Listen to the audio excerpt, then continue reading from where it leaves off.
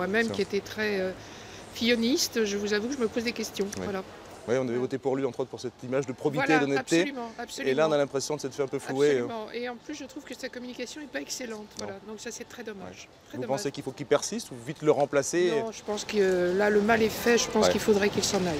Ouais. Échange désabusé entre cette habitante de Neuilly et un élu de la ville. Pourtant, tous les deux ont soutenu François Fillon aux 2 tours de la primaire. Il ne répond plus aux critères et aux valeurs que j'avais définies. Même incompatibilité pour cette électrice des Hauts-de-Seine. Elle aimait la droiture de François Fillon, elle le croyait différent.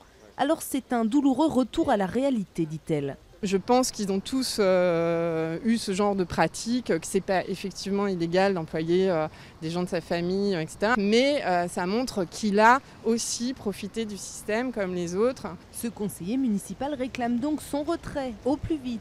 On a un risque extrêmement important de ne pas être au 2e tour de l'élection présidentielle et de ne pas la gagner.